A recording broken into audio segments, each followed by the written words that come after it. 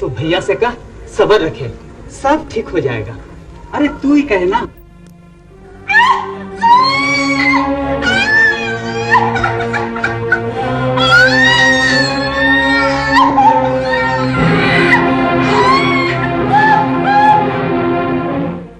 हे सिंह बोंगा, दया कर, सभी को जीवन दे। घबराओ मत सुगना भैया, भगवान सिंह मोगा बहुत दयालु, सब ठीक हो जाएगा। आज कौन सा दिन है रे पासना? बृहस्पतिवार। बेटा हुआ है, सिंह बोंगा की कृपा है, सब ठीक है। ये जो आकाश में तारा जन्मा है ना, इससे लगता है यही हम सबका आबा बनेगा। पागल हुए हो तुम दोनों? क्यों? घर में चावल नहीं, ठीक तरह से कपड़े नहीं, ऐसे घरों में देवता जन्मते हैं क्या? देख लेना बड़े भैया, यही हम सबका आबा बनेगा, यही उद्धार करेगा। बृहस्पतिवार को जन्मा है ना, इसका नाम होना चाहिए बिरसा। बिरसा? बिरसा यही नाम रखा है ना उन्होंने। तू कब बड़ा होगा रे बिरसा? 18वीं सदी के ब्रिटिश कालीन भारत में बिरसा का जन्म चालकाड़ के पास उलिहाद गांव में हुआ। उस बालक के रूप में विदेशी दास्ता की जंजीरों में जकड़े भारत के उराव, मुंडा और खड़ी आदिवासियों ने अपना आबा यानी उद्धारक पा लिया। पिता सुगना मुंडा ने दरिद्रता से तंग आकर बालक बिरसा को उसकी मौसी के यहाँ भेज दिया। वो बांसुरी बहुत सुरीली बजाता था। संगीत की तन्मयता में बिरसा इतना खोया रहता कि उसे काम की सुध-बुध भी न रहती। नतीजतन एक दिन मौसी ने उसकी बहुत पिटाई की। डर कर बिरसा भागा हुआ पिता के पास पहुंचा। पिता ने उसे पास के गांव में रिश्तेदारों के यहाँ पहुंचा दिया, जहां वो सालगा नामक गांव में जयपाल नाग की पाठशाला में लोअर परीक्षा पास करके चाईबासा के लूथरन मिशन में भेजा गया। मिशन के स्कूल में पढ़ाई करते हुए बिरसा को भारतीय दास्ता, दरिद्रता और अनेक अन्य दुखों के असली कारणों का ज्ञान हुआ। बिरसा ने शोषण के अनेक दर्दनाक दृश्य देखे। बिरसा जहां जिस ओर जाता, उसे बनवासी क्षेत्र के हर गांव में भय, आतंक और दरिद्रता देखने को मिलती।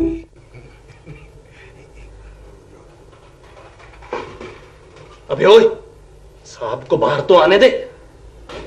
वो सब लोग आ गए ना? हाँ हुजूर, बहुत देर से बाहर बैठे हुए हैं। हाँ। राम राम भैया। राम राम। तुम लोग किस गांव के हो? मैं तमाड़ गांव का कंटा मुंडा हूँ। मैं बुर्रा का माजी हो रहा हूँ। मेरा नाम तोरा मुंडा है, गांव बुरु। मैं बेलिया तोरपा गांव का रहने वाला हूँ, और ये है तीरी। मेरा नाम बिरसा है, बिरसा मुंडा। तुम लोग यहाँ किस काम से आए हो? देखता नहीं, साहब लोग बैठे हैं, इतनी सारी फौज खड़ी है। सलाम साहब। राम राम साहब। Well well, all right all right. Please बैठिए। साहब, रात कैसे गुजरी आपकी? मेरा मतलब है, how was your night? Yes sir. टेक से आराम किया। Very good sir, very good. Well, शिकार का बंदोबस्त किया? Yes sir, yes sir. ए, वो लोग आए? जी साहब। उनको लाइन में लगाओ, हम अभी आते। बहुत अच्छा साहब। जय साहब। चलो खड़ा हो जाओ, खड़ा, ठीक से लाइन बनाओ, चलो। ए, तू कंटा है ना तमाड़ का? जी सरकार। तेरे गांव से जागीरदार साहब को 2 घोड़े चाहिए। जो हुक्म मालिक। और तू बरू का तोरा मुंडा है ना? जी सरकार। कल 4 आदमी भेजना थाने में, और साथ में पालकी भी भेजना। हमारी मिसेस जगन्नाथपुरी दर्शन करने जाएंगी। पालकी और आदमी पहुंच जाएंगे सरकार कल सुबह। ठीक है। तेरे यहाँ लड़का हुआ है ना? हाँ मालिक। टैक्स भरा तूने? कल ही कचहरी भर के आया हूँ हुजूर। वो पिछले साल तेरे यहाँ एक लड़का होकर मर गया था ना? हाँ सरकार। वो उसका था? सरकार, मेरे यहाँ तो खाने के भी लाले पड़े हुए हैं। अरे उससे कोर्ट कचहरी को क्या लेना? आज क्या दिन है? शुक्र। अगले शुक्र तक भर देना, समझा? जी हुजूर। हाँ। और तू कौन है? मैं दाऊद। नहीं, मेरा मतलब बिरसा मुंडा। यहाँ क्या कर रहा है? कुछ नहीं, ऐसे ही। कुछ नहीं? अरे चल यहाँ से, चल। सुना तुमने? साहब आए हैं। उनके लिए शिकार का इंतजाम करना है। 2 बकरे चाहिए, मचान बांधना है और कम से कम 50 हाके वाले होने चाहिए, समझे? गोरे साहबों और उनकी दास्ता में आत्मसम्मान बेच चुके काले भारतीय जमींदारों जागीरदारों के अन्याय की प्रतिक्रिया युवक बिरसा पर हुई और उसने दृढ़ निश्चय किया कि वो विदेशियों की नौकरी कभी नहीं करेगा। इस पर उसके पिता बहुत नाराज हुए।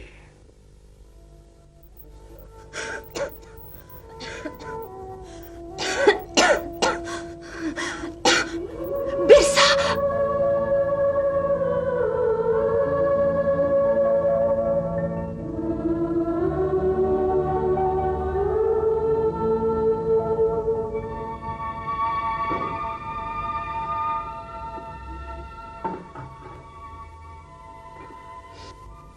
कुछ नहीं है, कई दिनों से कुछ भी नहीं है। कुछ भी नहीं है बेटा, हम लोग पत्ते उबाल कर और पानी पी कर जी रहे हैं।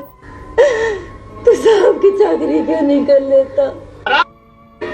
ये साहब की नौकरी क्यों करेगा? हाँ? और तुम ही इसे आबा कहती थी ना? ये हमारा आबा है, ये हमारा उद्धारक है, ये हमारा उद्धार करेगा, ये हमें भूखा मारेगा, ये भूखा मारेगा। हमें निकल जा यहाँ से और इन्हें भी ले जा, इनसे भूख नहीं मिटती हमारी। चला जा इस घर से, निकल जा इस घर से और ये पुस्तकें भी ले जा। इन पुस्तकों से हमारी भूख नहीं मिटती, इन्हें भी ले जा।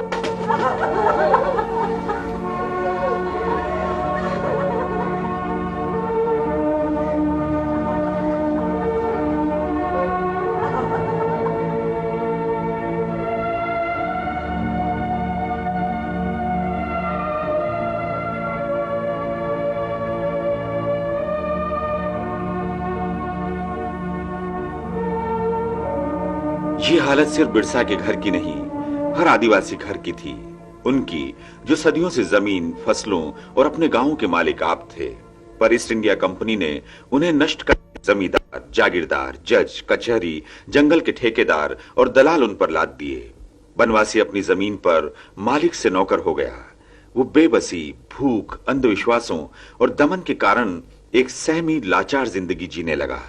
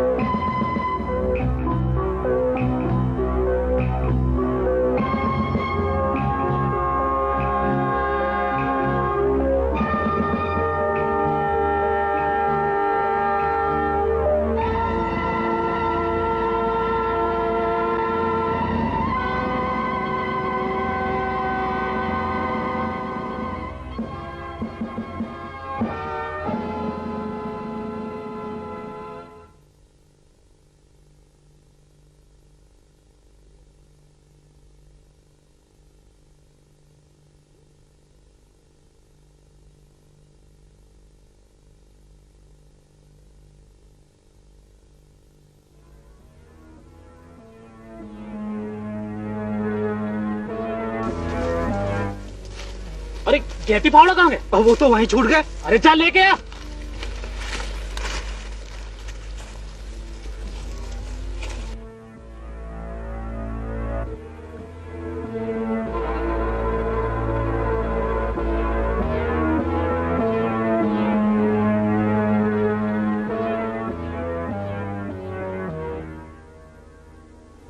और तुम?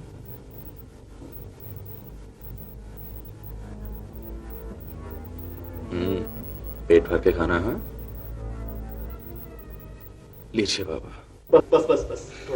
बस बिरसा, बहुत दिनों के बाद ऐसा खाना मिल रहा है।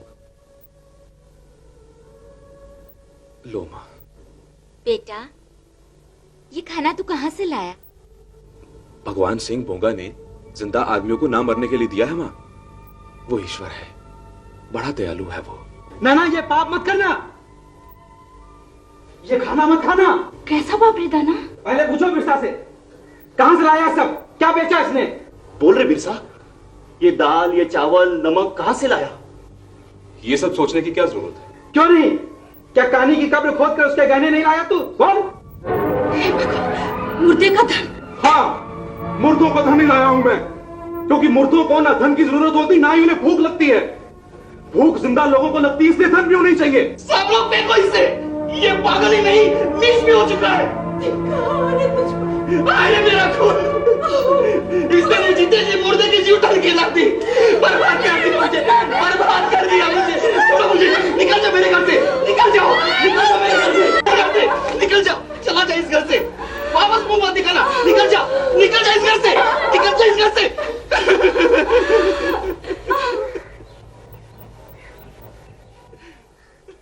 ये घटना सन 1858 के उस दौर की है जब आजादी के लिए फिरंगी से जिहाद छिड़ा हुआ था। बिरसा ने इसी समय में आदिवासी क्षेत्र के विभिन्न स्थानों की लगातार यात्राएं की, अपनी देश और जाति भाइयों की बेबसी का रहस्य समझा, आपसी फूट, गरीबी और जन संगठन का अभाव पाया। उसने उरांव, मुंडा, खड़िया आदि वनवासी मुखियों से भेंट की, उन्हें जागृत किया, शोषित पीड़ित आदिवासियों में ज्ञान और शक्ति की ज्योति जगाई। बिरसा भूखा प्यासा अनेक दिन जंगलों में ही काटता रहा। जहां जो प्राकृतिक चीजें उपलब्ध हो जाती उनसे भूख मिटा लेता, किंतु अपना जागृति अभियान चलाए रखता। बोलिए भारत माता की जय, भारत माता की जय, भारत माता की जय, भारत माता की जय, भारत माता की जय।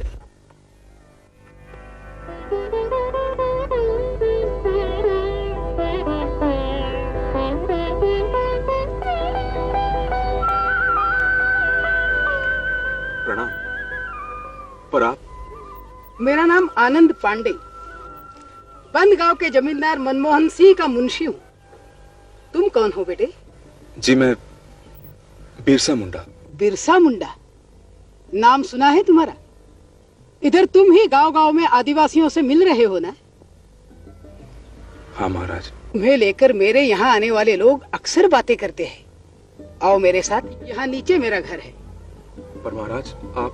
आओ, पहले हाथ मुंह धो, बाद में बातें करेंगे। पंडित जी डरो मत, तुम फिरंगियों से आजादी चाहते हो ना? आजादी चाहता तो हूँ महाराज, पर मैं भी चाहता हूँ, लेकिन आजादी उस तरह नहीं मिलेगी जिस तरह तुम समझते हो। आओ, आजादी जरूर मिलेगी, मगर उससे पहले तुम्हें बहुत कुछ करना होगा। आओ।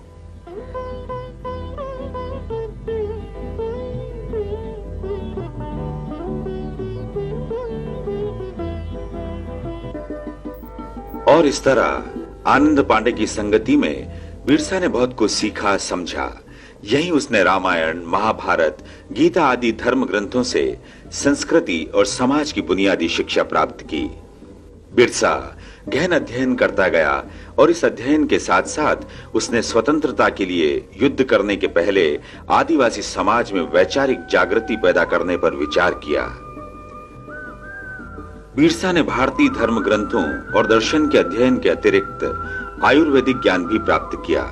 वो दिन रात वनों में घूमकर जड़ी बूटियां इकट्ठी करता, उनकी औषधियों को लेकर खोज करता और आवश्यकता पड़ने पर प्रयोग भी करता। कहते हैं कि बिरसा ने आश्चर्यजनक बुद्धि कौशल और श्रम से औषधि विज्ञान में प्रगति की।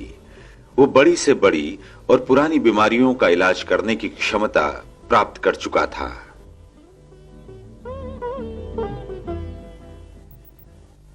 अरे बिरसा तू, अरे भाई बिरसा आ गया, बिरसा आ गया भाई, बिरसा, अरे भाई बिरसा, बिरसा, अरे बिरसा, बिरसा आ गया, बिरसा आ गया, बिरसा, बिरसा, कितने दिन कहाँ था रे तू बिरसा?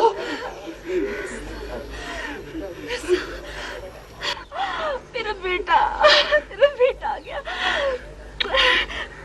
बिरसा, तेरा माथा कितना चमक रहा है रे। माँ, मैंने भगवान सिंह बोंगा के दर्शन किए।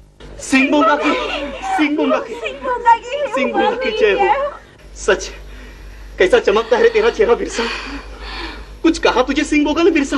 हाँ बाबा, उसने कहा कि कैसा भी रोगी हो अब मैं उसे ठीक कर सकता हूं। उसने मुझे हुक्म दिया है कि मैं मुंडाओं को फिरंगियों, जमींदारों और जागीरदारों से आजाद करवा दूं।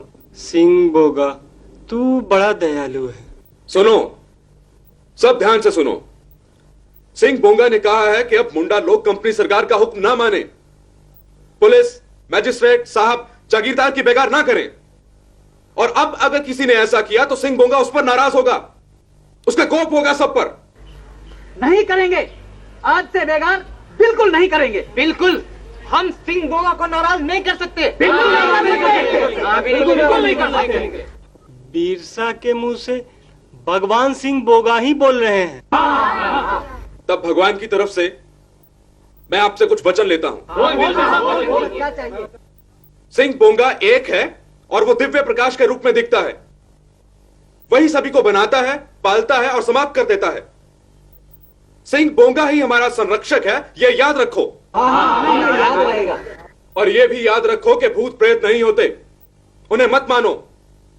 अनेक देवताओं की पूजा मत करो, सिर्फ सिंह बोंगा को पूजो। सिंह बोगा की ही पूजा करेंगे। सिंह बोंगा किसी भी पशु की बलि चढ़ाने से नाराज होता है। अच्छा, हम सब भूल करते रहे। हमें तो पता ही नहीं था।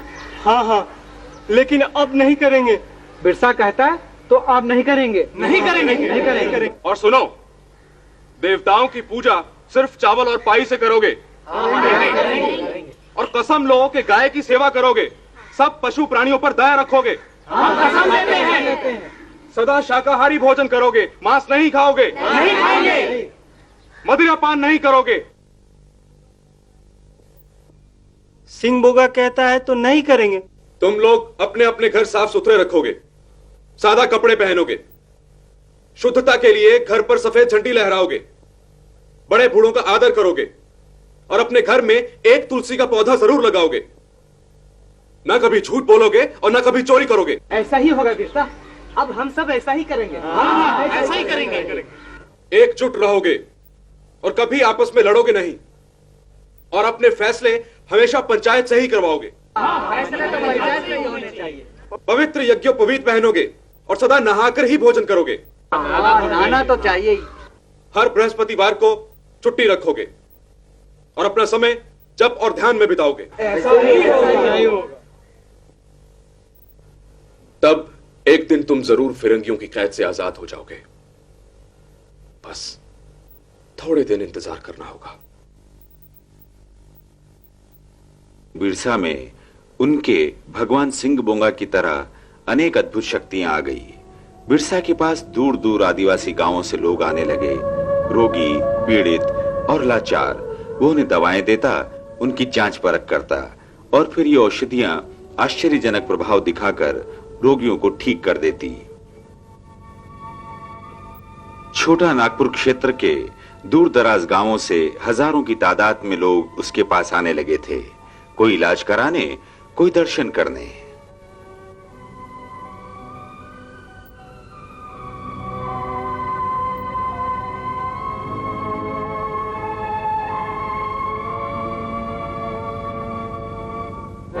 तमाड़ के दारोगा ने प्रभावशाली होते जा रहे बिरसा को लेकर डिप्टी कमिश्नर को शिकायत की। एक ओर अंग्रेज सरकार ने बिरसा के खिलाफ कार्रवाई की और दूसरी ओर बिरसा ने असहयोग आंदोलन की घोषणा की, जिसके तहत समूचे इलाके में फसल नहीं बोई गई। क्या बोलना चाचा थे? जरूर बिरसा सबको भड़का रहा है। वो कहता है अबुआ राज एते जना, महारानी राज टूट जाना। क्या मतलब होता है इसका? इसका मतलब है कि महारानी का राज जाने वाला है और उनका राज। किनका? उनका हुजूर बिरसा का, सारे मुंडाओं का, उराओं का। क्या पकता है तुम? मैं ठीक कहता हूँ हुजूर, सारे ट्राइबल उसके साथ हैं, सारे छोटे बड़े गांव वाले उसको भगवान की तरह पूजते हैं। उसने अंग्रेजी राज के खिलाफ सबको भड़का रखा है और सारे इलाके में उसने हिंदू कायदे कानून लागू कर दिए हैं। वो सन्यासियों की तरह रहता है और बीमारियों का इलाज करता है। यू मीन डॉक्टर है बिरसा? डॉक्टर तो नहीं है, पर इलाज कर लेता है। ठीक है, हम एक्शन लेगा। बिरसा के सैनिक मुख्यालय डुम्बारी बुरू पर अंग्रेजों ने जबरदस्त आक्रमण किया। हजारों आदिवासी स्त्री पुरुष और बच्चे मारे गए, पर बिरसा निकल गया। उसने पुनः सेना एकत्र करने का प्रयत्न किया। रोगोती गांव में वो अपनी पत्नी सहित ठहरा हुआ था। अंग्रेजों ने कुछ लोगों को लगा रखा था जिन्होंने बिरसा से उनके अनुयायी के नाते भेंट की और धोखे से उन्हें पकड़वा दिया। बाद में बिरसा को रांची ले जाया गया और उन्हें व उनके अन्य 80 साथियों को जेल में डाल दिया गया। मृत्यु पूर्व बिरसा को अंग्रेजों ने अपनी स्वतंत्रता की मांग से अलग होकर अनेक आकर्षण दिए थे, पर बिरसा ने उन्हें ठुकरा दिया। उन्हें जमींदारी, विशाल मात्रा में धन संपत्ति देने का प्रलोभन भी दिया गया था, किंतु देशभक्त बिरसा भगवान ने अंतिम श्वास तक केवल आजादी की लड़ाई लड़ी। वो सिर्फ अपनी माटी, धर्म और संस्कृति के प्रति समर्पित रहे। कुछ ही समय बाद अंग्रेज सरकार ने घोषणा की कि बिरसा का निधन हो गया है। मौत का कारण हैजा प्रचारित किया गया, पर कुछ सूत्रों के अनुसार शक्तिशाली बिरसा को धीमे धीमे जहर देकर मारा गया था।